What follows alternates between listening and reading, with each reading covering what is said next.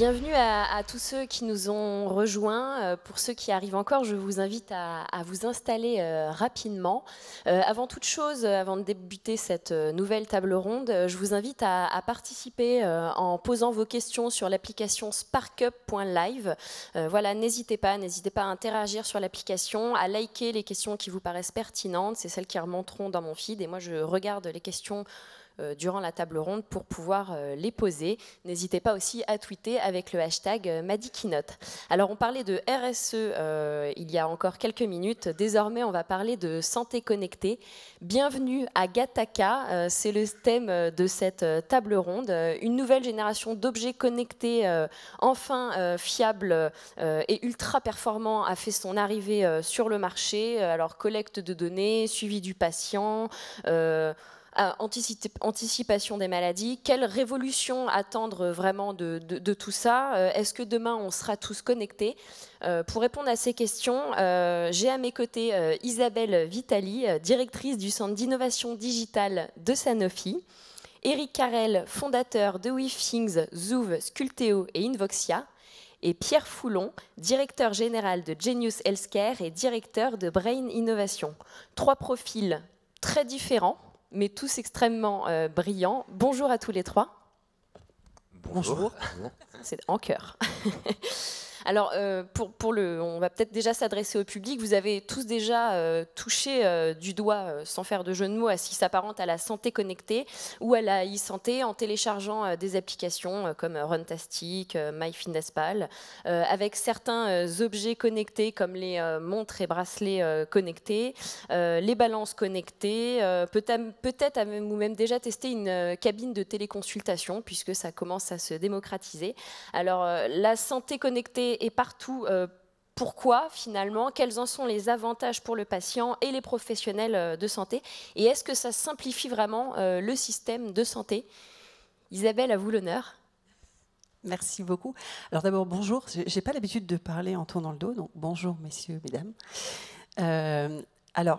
La santé connectée, déjà, est-ce que ça va bouleverser la prise en charge des patients et le métier des médecins, des professionnels de santé? Oui, sans aucun doute.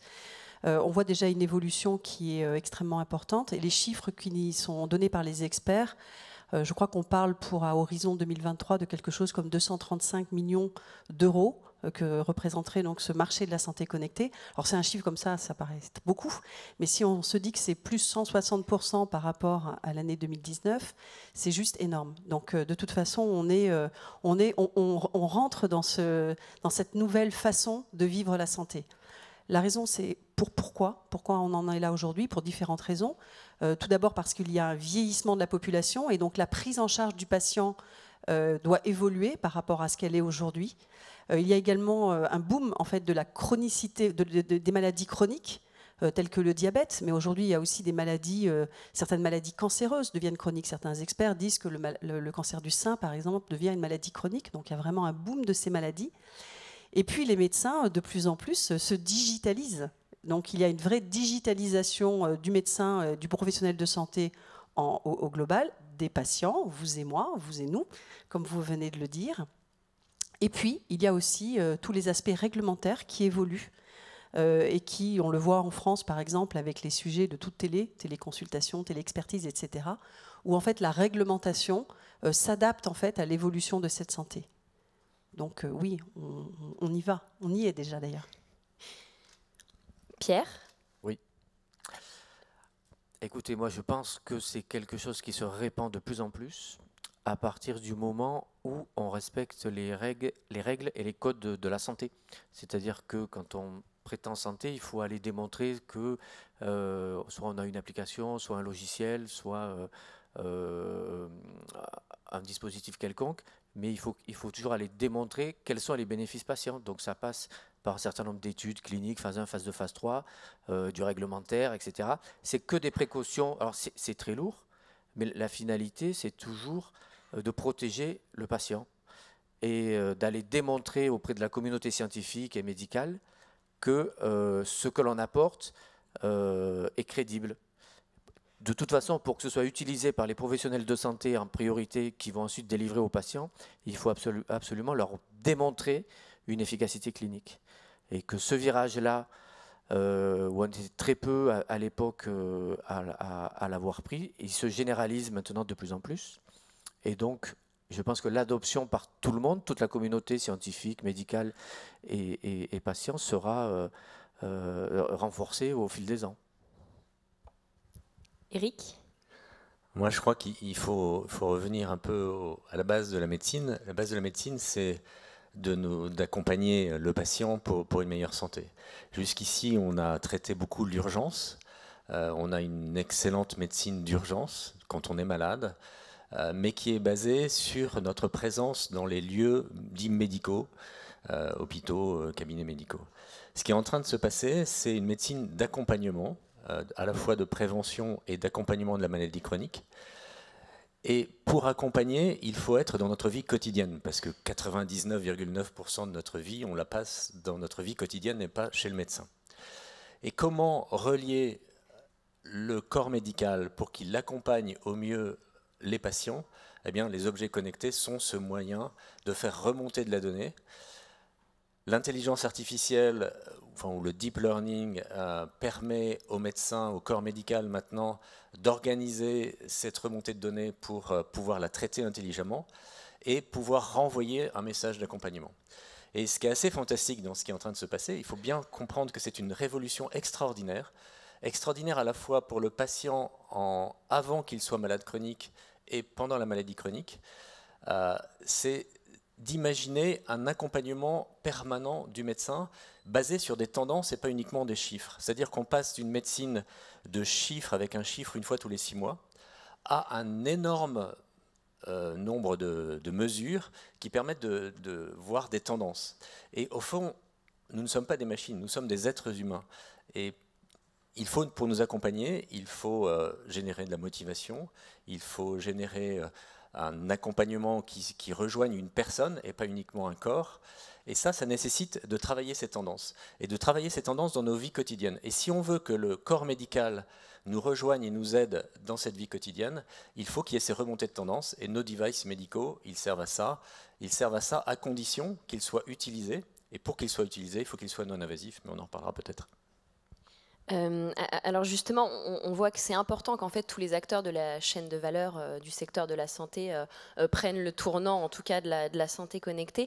Mais est-ce que c'est si simple finalement? Est-ce que tout le monde va pouvoir le prendre, ce tournant? Est-ce que tout le monde va avoir la capacité de le faire et également l'envie de le faire? Isabelle. C'est à moi. Alors, est-ce que tout le monde aura envie de le faire? Il y aura probablement, tout le monde n'ira pas au même rythme. Quand vous parlez de tout le monde, vous parlez des patients, vous parlez des professionnels de santé? Alors, plutôt des professionnels de santé. Plutôt des professionnels de santé. Alors, en fait, je pense que c'est comme dans toute révolution, parce que je pense qu'effectivement, vous avez raison, on est en train d'assister à quelque chose qui n'est pas de l'ordre du c'est important. On est dans une modification en fait des prises en charge. Donc il faut accepter que tout le monde n'aille pas au même rythme. Il y a de l'apprentissage à faire, il y a de la pédagogie à faire pour l'ensemble des professionnels de santé. On parle des médecins, mais on parle également des infirmières, parce qu'effectivement, ces objets connectés sont souvent utilisés en dehors de l'hôpital ou en dehors du cabinet médical. Donc en fait, c'est à domicile. Et le rôle de l'infirmière est important dans certains cas, puisqu'elle va accompagner le suivi, l'utilisation de l'objet connecté lui-même.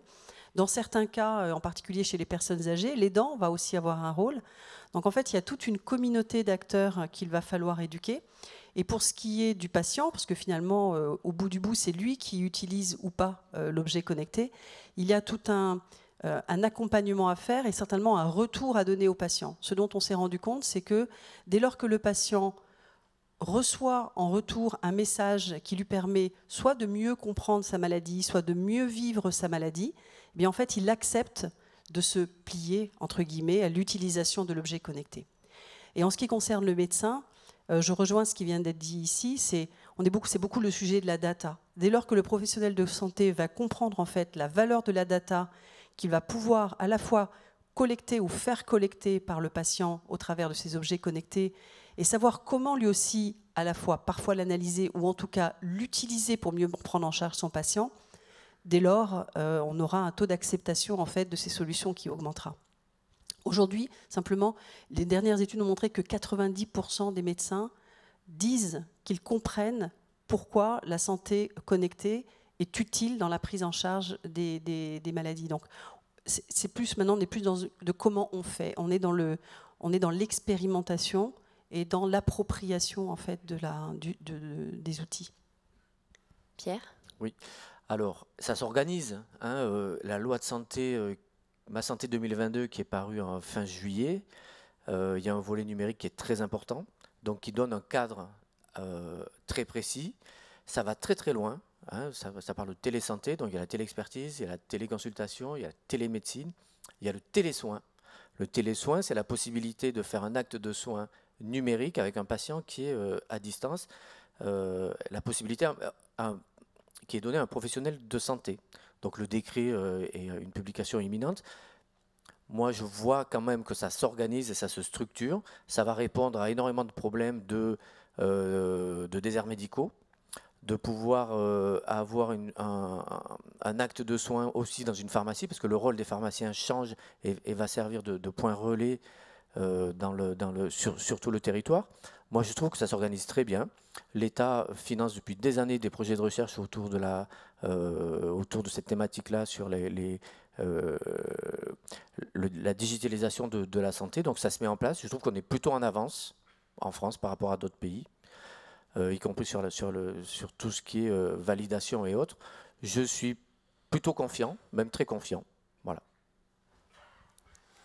Alors moi, je vais avoir un message un peu différent.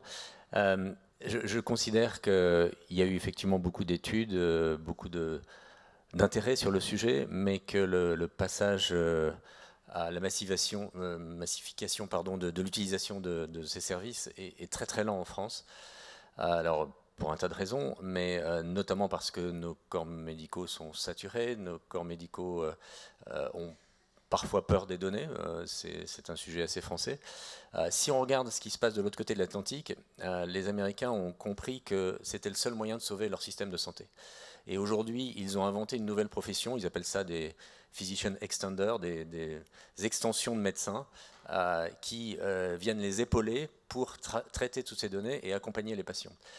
Et en fait, ils en mesurent des bénéfices, et il y a une kyrielle d'études cliniques qui montrent le bénéfice immédiat pour le patient et le bénéfice immédiat pour l'économie de la santé.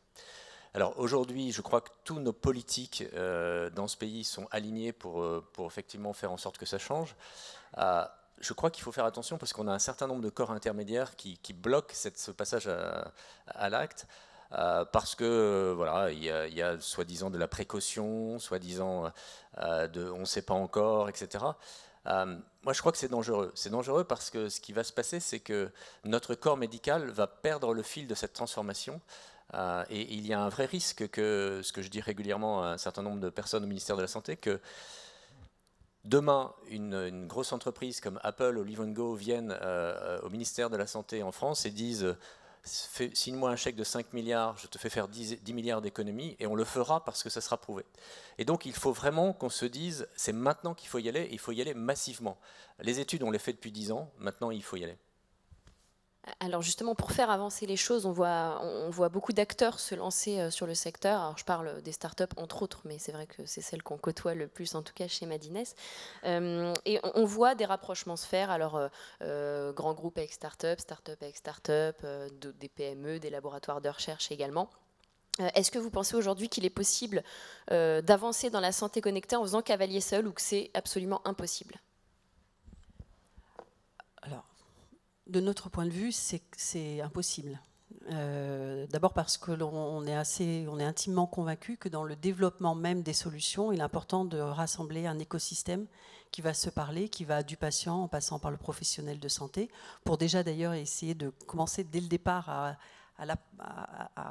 renforcer l'appropriation en fait par le professionnel de santé et par le patient de l'outil ou de la solution digitale. Travailler avec des techs, pour nous, c'est essentiel. Que ce soit des petits acteurs comme les startups ou des PME ou des ETI ou parfois des grands groupes. Et parfois même, on peut mettre un grand groupe, une startup, et puis des académiques L'idée étant en fait de travailler à la fois sur l'identification de l'usage, le développement de la solution, travailler également sur le modèle économique, parce que ça aussi c'est un vrai sujet. Hein. Vous parliez tout à l'heure de négociations qui peuvent avoir lieu, mais il est important d'avoir un modèle économique. À un moment donné, si on veut que les solutions qui sont développées soient pérennes, et il y en a beaucoup en France, on a beaucoup d'acteurs extrêmement talentueux, le gros sujet aujourd'hui, c'est de démontrer comment en fait, on va pouvoir rendre pérennes ces solutions. Et donc de travailler aussi assez vite avec des personnes qui vont travailler sur les modèles économiques, je pense que c'est important. Donc, notre point de vue, en tout cas, c'est effectivement de travailler, c'est ce que nous faisons dans nos centres d'innovation digitaux, de travailler avec différents acteurs de l'écosystème pour parvenir à mettre à disposition les solutions. Parce que le sujet n'est pas de développer des POC ou des MVP, le sujet c'est véritablement de développer des solutions qui vont apporter de la valeur et que l'on va pouvoir à un moment donné industrialiser. Ce qui est le gros sujet en France, et c'est la raison pour laquelle d'ailleurs on voit partir certaines de nos talents, tueuses structures ou sociétés ailleurs. C'est dommage. Pierre ? Alors oui, ça se regroupe, tout simplement parce que, moi je le vis, donc je peux en parler, mais souvent aussi, il faut bien comprendre que dans une aire thérapeutique, il y a peut-être plusieurs briques qui vont travailler sur la même thématique.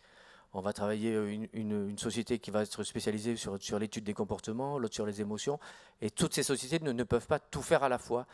Le problème de la santé par rapport à d'autres secteurs, c'est que c'est long. C'est long parce qu'il y a des études cliniques avec des durées d'études qui sont incompressibles, et qu'on n'est pas dans un business pur et dur qui peut aller vite comme on peut digitaliser d'autres applications que l'on utilise tous les jours. Il y a toujours un temps, heureusement d'ailleurs, hein, parce que sinon je ne sais pas ce que ça serait. Donc c'est vrai qu'il y a des regroupements, il y a des sociétés qui se structurent, il y a beaucoup de rachats en ce moment, et il y a des offres européennes qui deviennent vraiment de plus en plus importantes et qui préparent l'avenir, y compris sur les modèles économiques. C'est nos grands travaux aujourd'hui, c'est comment passer de 5 000 patients à 50 000 ou 500 000. Donc, je pense que le premier qui arrivera à faire une offre et un modèle économique qui tient la route, c'est ce qu'on vit dans le digital, il s'impose. Voilà. On a des exemples avec plein d'applis, ils arrivent, ils s'imposent et ils créent une norme. Donc je pense que la course en ce moment, elle est là pour quelques équipes dans le monde. Voilà. Eric ? Je pense que le tissu économique, quand il y a une transformation, doit s'organiser, c'est-à-dire qu'il y a de nouveaux métiers, et les métiers doivent se définir, et chacun doit comprendre quel est le métier de l'autre. Par exemple, nous qui fournissons des devices médicaux connectés pour faire de la mesure à domicile, on a mis du temps aussi à bien définir notre métier. On est un enabler de données médicales à domicile. Point. Notre métier, c'est pas d'apporter du soin aux malades, c'est pas etc. Et donc, il faut du temps pour qu'on soit identifié comme ayant cette spécialité et ayant cette reconnaissance-là. Je crois que maintenant, ça avance bien. Mais encore une fois, pour des sociétés comme les nôtres aujourd'hui, le marché il se développe plus aux États-Unis qu'ici en Europe, parce que l'Europe prend 3 à 5 ans de retard dans sa capacité à faire bouger l'ensemble du système. Je ne parle pas des Chinois qui, eux, sont déjà bien plus en avance, mais avec parfois des règles éthiques qui sont un petit peu différentes.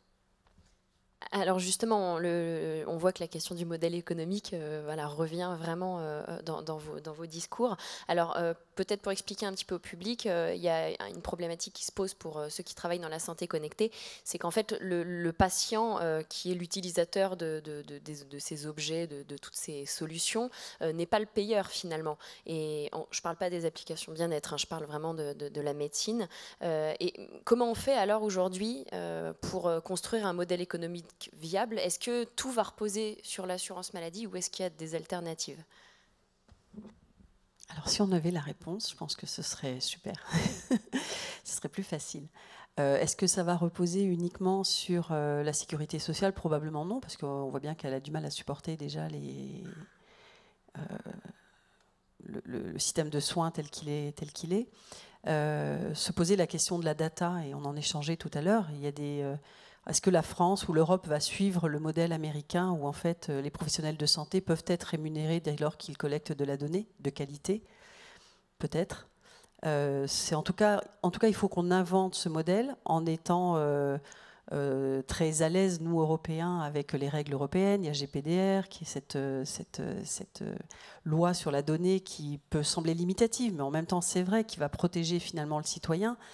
Bon, donc il y a à la fois des aspects de loi, de régulation, de culture aussi, dont il faut tenir compte, mais il est certain qu'il faut qu'on trouve un modèle. Alors, et ces différents acteurs aussi économiques de la santé qui doivent travailler ensemble. Alors on parlait de l'assurance maladie, il y a probablement les assureurs privés, il y a les hôpitaux, les cliniques, peut-être le patient lui-même. On dit aujourd'hui le patient ne paie pas, mais vous faisiez la différence, c'est rigolo, en disant oui, je ne parle pas des applications ou des objets connectés bien-être. Alors on paye pour le bien-être, mais on ne paierait pas pour sa santé, je ne sais pas. En tout cas, c'est des choses qu'il faut qu'on arrive à interroger de façon assez décomplexée. Et souvent, ce que je dis, ce qui serait vraiment bien, c'est qu'on est très innovant en France sur justement toutes ces nouvelles technologies, mais il faudrait qu'on soit très innovant aussi sur des modèles économiques qui puissent en fait les accompagner. Et il faudrait des start-up de l'économie, je ne sais pas. Mais voilà, qu'on arrive et qu'on le fasse de façon décomplexée, qu'on arrive à mettre les choses sur la table et à en parler pour effectivement trouver des solutions. Sinon, le jeu, il se passera ailleurs. Il a déjà commencé d'ailleurs, ailleurs, plus vite, plus fort. Donc si on veut avancer ici aussi, il faut qu'on arrive à craquer ce sujet-là et qu'on en parle là aussi de façon collaborative et encore une fois assez décomplexée. Pierre ? Alors, vous savez, nous on a en interne, on a des petits capteurs que l'on met sur chaque pied et qui font un bilan de marche. Ça prend 3 minutes et ça vaut 40 €. Ça remplace tout un bilan complet de la motricité qui est évalué entre 400 et 500 €. Là, il y a voilà, il faut faire une étude médico-économique qui va mesurer, parce que c'est pas tout. Quand je dis que la santé c'est long, on fait des études cliniques, on fait des études médico-économiques pour évaluer quel est le poids de l'innovation sur le système de santé. Mais si on arrive à un versus 40 €, 400 €, je pense qu'il n'y a aucun problème pour adopter une solution. Oui, mais seulement c'est très long à mettre en place et on arrive juste à ces premiers résultats médico-économiques sur des projets qui ont été lancés en 2012, 2013. Vous voyez, c'est long. C'est long. La santé, c'est long. Mais une fois qu'on a ces résultats-là, ils s'imposent à tous, y compris aux financeurs, quels qu'ils soient, y compris aux patients, y compris aux mutuelles et autres. Donc il faut faire tout ce travail-là. C'est laborieux, c'est compliqué, et en plus énormément de réglementaires. C'est pas aussi, c'est pas simple pour être un dispositif médical classe 2. C'est des choses qui sont très compliquées. Mais moi, je vois le bout de ça. Je vois le bout. C'est quelques mois et on bascule dans des négociations pour voilà, 10 fois moins cher. Est-ce que c'est intéressant ou pas? Je pense que les raisons économiques vont pousser à un résultat identique, à adopter des solutions nouvelles. Éric ? Je crois que, comme vous le disiez, on est obligé de s'inscrire dans le système tel qu'il fonctionne aujourd'hui, et effectivement c'est long. Et en même temps, on doit imaginer comment le système sera demain. Si on se projette dans 10 ans, par exemple, un groupe pharma comme celui d'Isabelle sera fournisseur de services. Le but ne sera plus de vendre des médicaments au kilo, ça sera d'assurer le suivi d'un diabétique, suivi d'un hypertendu, etc. Et ce suivi intégrera tout le retour, le feedback du patient. Et ça veut dire quoi? Ça veut dire qu'on est en train de passer d'une santé, mais comme dans d'autres industries, j'étais avant dans les télécoms, c'est pareil, où le monde était organisé en strates horizontales, où il y avait, si je prends l'exemple des télécoms, Orange qui commandait à Nokia, qui commandait à des usines en Chine, qui commandait à des fabricants de claviers, etc.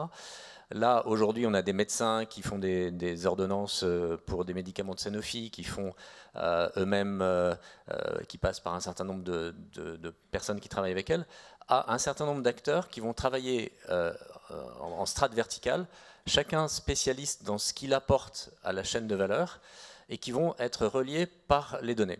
le gros changement du monde, c'est que maintenant, on est capable, qu'on soit une société de 3 personnes ou une société de 100 000 personnes, de s'échanger des données de façon sécurisée et de s'apporter un service l'un à l'autre.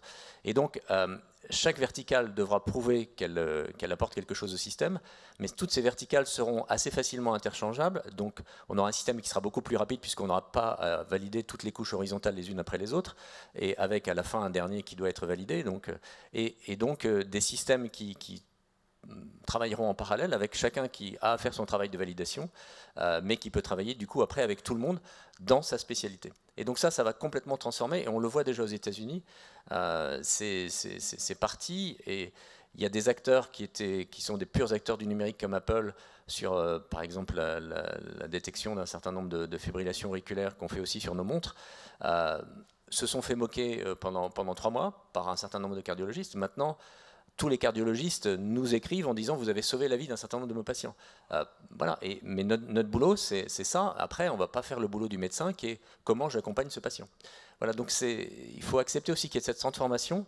Et on a tous un travail collectif à faire en France vis-à-vis de la CNAM pour dire voilà, il faut modifier l'organisation parce qu'il faut que ça aille beaucoup plus vite si demain on veut vraiment accompagner le malade. Parce que on a toujours un discours qui est de dire il faut être prudent avec la santé. Bien sûr, il faut être prudent. Mais quand vous êtes face à un malade et dont vous lui dites en fait, on aurait pu, si on t'avait détecté plus tôt, t'aider bien mieux, il dit mais pourquoi vous ne l'avez pas fait? Et donc, on a une responsabilité absolument énorme là-dessus. Alors, quand on parle de santé connectée, il y a une question, enfin en tout cas une problématique, ou je ne sais pas si on peut appeler ça problématique justement, qui revient souvent, c'est celle de l'éthique. Comment on fait pour conserver une éthique médicale dans la santé connectée? Parce qu'on a l'impression aujourd'hui que en fait, les détracteurs des personnes qui défendent l'éthique vont dire oui, mais ils ne font pas avancer les choses. Justement, les choses n'avancent pas vite parce que ces personnes-là font très attention. Quel est votre avis sur le sujet ? Alors, on en avait parlé, en fait. Moi, je ne pense pas qu'il faille mettre éthique avec contrainte, parce que l'éthique, c'est important dans la santé. Si on revient, c'est ce que vous faisiez tout à l'heure en introduction, sur qu'est-ce que c'est que la prise en charge d'un patient. C'est déjà se prendre soin du patient, et le sujet de l'éthique est juste essentiel. Hein, je pense que ça doit être à tous les niveaux. On parle souvent d'éthique sur les sujets de la santé digitale en faisant référence à l'utilisation de la donnée. Et c'est vrai que ça pose on peut se poser un certain nombre de questions, et il faut probablement se les poser. Enfin, la question ne se pose pas. Je pense qu'il faut se poser ces questions. Maintenant, il faut pouvoir les adresser. On a mis en place, nous, un conseil consultatif d'éthique sur la santé digitale avec des experts extérieurs à l'entreprise, à Sanofi. Mais c'est intéressant de voir que ce soit les spécialistes de cybersécurité, des juristes, des médecins, des infirmières, des associations de patients. En fait, ils ont une vision qui peut être extrêmement différente de comment on va gérer cette donnée. Mais dès lors que l'on explique exactement ce que vous venez de dire aux patients, mais vous savez, si on pouvait avoir accès à vos données, que ça permet en fait soit de détecter chez vous plutôt une maladie qui, si elle avait été détectée tôt, aurait pu être prise en charge, ou bien peut, si c'est votre donnée, aider à mieux comprendre d'autres maladies pour peut-être les générations futures. En fait, les gens, ils comprennent, les gens en général, ils acceptent. Donc, autour de l'éthique, il y a le sujet de l'information et de l'éducation en fait des patients sur ce que l'on peut faire de leurs données et en quoi la donnée scientifique, enfin médicale, la donnée de santé a une valeur en fait pour la santé et une valeur collective. Et ça, je trouve que c'est extrêmement important. Et plutôt qu'on montre souvent la donnée, on parle de la donnée comme quelque chose, oh, c'est grave, on va utiliser ma donnée. Mais je donnerai toutes mes données de santé si ça peut aider à mieux comprendre la science. Et en fait, c'est rarement présenté de cette façon-là. Donc je pense que collectivement, on a aussi une responsabilité à dédramatiser ça. Et oui, bien sûr, il faut de l'éthique. Il faut dire, oui, bien sûr, c'est l'éthique. Et l'éthique n'est pas une contrainte. Non. On a besoin de la donnée de santé pour pouvoir avancer. Alors moi, je pense qu'il faut que nous devons être tous irréprochables d'un point de vue éthique, mais d'un point de vue scientifique, d'un point de vue clinique et d'un point de vue technologique. Voilà, on regroupe, nous, toutes ces compétences-là, ou toutes ces spécificités, on doit être irréprochable. Si on veut être crédible, il faut qu'on soit irréprochable, comme le sont tous les acteurs de la santé qui créent soit des molécules ou d'autres dispositifs. Et voilà, si on veut si on veut être adopté à la fois par les patients, mais aussi la communauté médicale, on doit être irréprochable. Éric ? Je pense qu'il faut aussi considérer qu'à chaque fois qu'il y a une évolution technologique, c'est une médaille à deux faces. Il y a des opportunités et il y a des risques. Nous, Français, on a quand même un peu ce côté de voir d'abord le côté risque. Et c'est un petit peu dommage parce que du coup, on regarde le risque, on regarde le risque, on regarde le risque, et puis 10 ans après, on se dit « Ah, il y avait une super opportunité en fait ». Donc, bien sûr, il faut gérer le risque, mais il faut voir l'opportunité. Et l'opportunité, c'est ce qui tire, c'est ce qui nous fait marcher, c'est ce qui nous motive. Et on parlait tout à l'heure des données recueillies chez le patient pour le collectif. C'est une des grandes sources d'évolution de la science que sont les objets connectés. Nous, on a fait un PES-Personne qui mesure la rigidité des artères. Aujourd'hui, c'est nous qui aidons les médecins à comprendre ce qu'on peut capter à travers cette rigidité des artères comme information nouvelle pour détecter des maladies plus tôt. Et ça, c'est une aide collective. Et au niveau aide personnelle, si vous mettez un dispositif comme ça sous votre matelas, il va aider les personnes à détecter qu'elles sont en train d'aller vers une apnée du sommeil, bien avant qu'il soit trop tard et qu'elles soient obligées de supporter ce masque de surpression qui est quand même quelque chose de difficile, parce qu'on va pouvoir les accompagner et leur dire mais là, tu es en train d'aller dans une direction qui n'est pas très bonne, donc fais attention à ce que tu manges, fais attention à la position dans laquelle tu dors, etc., etc. Et ce qui est très important pour le stress du corps. Mais ça suppose qu'on soit conscient de cette opportunité d'abord. Si on est collectivement dans un discours médiatique de peur, qu'est-ce qu'on fait? On tétanise tout le monde et personne ne bouge. Et puis un jour, on se dit, mais c'est dommage, pourquoi on ne l'a pas fait plus tôt? C'est ce qu'on a fait exactement au moment où la carte bleue est arrivée sur Internet. En France, le discours, c'était ne mettez surtout pas vos codes de carte bleue sur Internet. Je pense qu'aujourd'hui, dans la salle, on est 99% à avoir mis nos codes de carte bleue sur Internet. Et qui a pris le marché de la sécurité des données sur Internet? Ce sont des compagnies comme PayPal. Et nos banques ne sont à peu près nulle part sur le sujet. Dans la santé, c'est pareil. Il faut qu'on fasse attention à positiver un petit peu la capacité de cette transformation. Je ne veux pas sous-estimer le risque. Le risque est là. Il faut faire attention. Comme le disait ma voisine, il y a toute la partie éthique qui est très importante. Mais on est capable de gérer les deux en même temps. On est capable d'être des gens responsables. Alors comment on peut assurer justement aujourd'hui aux patients que leurs données sont bien protégées et bien utilisées également? Déjà, on a un nombre de contraintes absolument énormes. On a les serveurs d'hébergement de données de santé avec un certain nombre de règles, on a le RGPD, on a énormément de choses. Donc il y a déjà un certain nombre de règles qui sont en place. La cybersécurité fait que de toute façon on renforce ça en permanence, mais ça c'est un chemin sans fin. Donc de toute façon, c'est pas la peine d'attendre la fin du chemin, il n'y en aura pas. Voilà, donc, mais peut-être, pardon. Isabelle ? Non, c'est exactement ça. En fait, il y a déjà des lois qui existent, que les gens mettent en place, enfin les gens sérieux mettent en place, mais il n'y a que des gens sérieux sur ces sujets-là. De toute façon, il y a une régulation qui est extrêmement importante. Des personnes y réfléchissent. Le patient, dès lors que sa donnée peut être utilisée, est informé à minima. Dans certains cas, selon les cas, on lui demande son accord. Donc, les choses sont mises en place.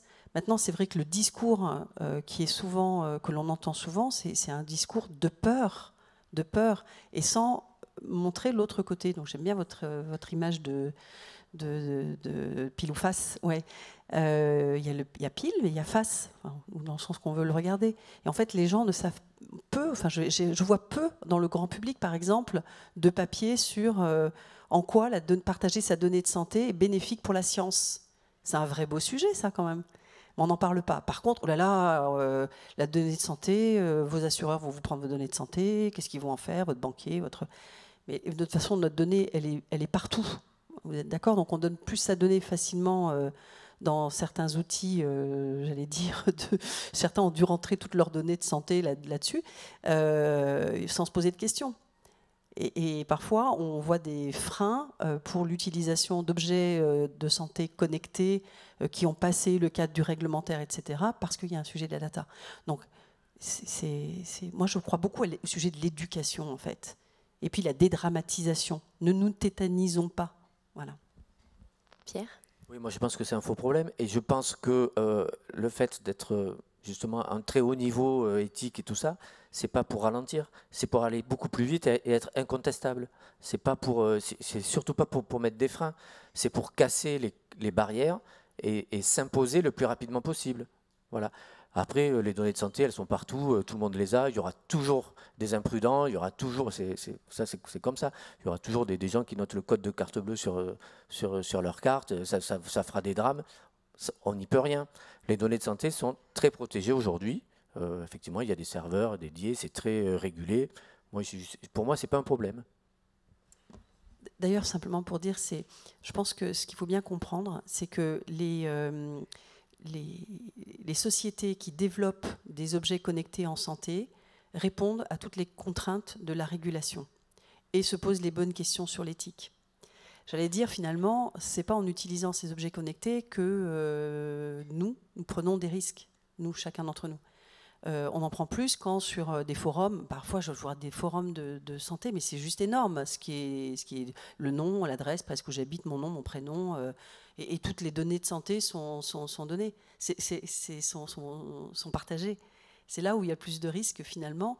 Dans les objets connectés tels qu'ils sont faits aujourd'hui, une régulation est mise en place et une protection finalement. Alors, qu'est-ce qui manquerait ? Je pense que je vais vous poser une dernière petite question, parce qu'il nous reste 2 minutes 30 et le temps passe trop vite. On n'aura pas. Il y a beaucoup de sujets abordés sur la santé connectée. Qu'est-ce qui manquerait aujourd'hui en France pour que les choses se concrétisent vraiment dans la santé connectée ? Je pense le rythme. Je trouve ça. On avance, hein, c'est vrai que c'est long. Je pense qu'on pourrait aller plus vite puisque d'autres vont plus vite. Donc. C'est le rythme. Et encore une fois, je pense qu'il faut qu'on trouve un modèle économique. Et on ne peut pas attendre 5 ans. On ne peut pas attendre 4-5 ans. Je trouve que c'est trop long. Parce que d'autres arriveront. C'est-à-dire, c'est pas comme si on pouvait imaginer que la France, on est tout seul. Non, il se passe des tas de choses autour de nous. Et on parle justement d'acteurs internationaux, en fait. Quand on parle du sujet de la data et du traitement de la data, c'est quelque chose qui circule. Donc, je pense qu'il manque de rythme. Moi, je pense qu'il faut juste attendre 4 ou 5 mois, et pas 4 ou 5 ans.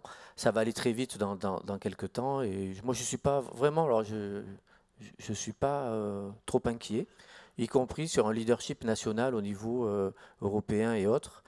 Les bases sont là depuis longtemps et on est à l'imminence d'une structuration différente. Ça va s'imposer doucement peut-être au début, mais si les bénéfices financiers, les bénéfices patients ou gains de temps sont là, mais ça va s'imposer très, très simplement.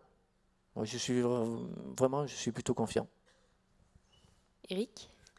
Moi, je pense qu'il y a encore quelques verrous à faire sauter, mais je reprendrai ce que vous disiez tout à l'heure, un peu plus tôt, sur l'éducation et le discours qu'on a vis-à-vis des patients, enfin vis-à-vis de chacun de nous. Voilà, n'ayons pas peur, avançons, expérimentons. Et j'aime beaucoup cette image qui est que finalement, quand on avance à la fois pour soi et collectivement. Et c'est quand même très beau ça dans la médecine, le fait de se dire que en avançant à travers ces données tous ensemble, on va aider à trouver une meilleure façon d'accompagner l'ensemble des patients, à générer de nouveaux traitements pour les maladies.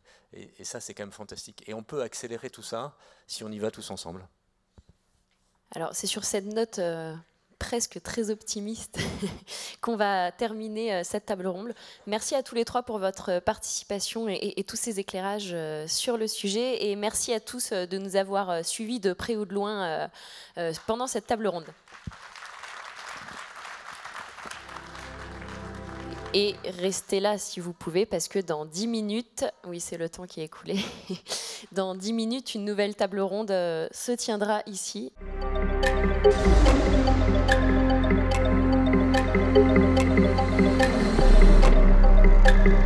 Thank you.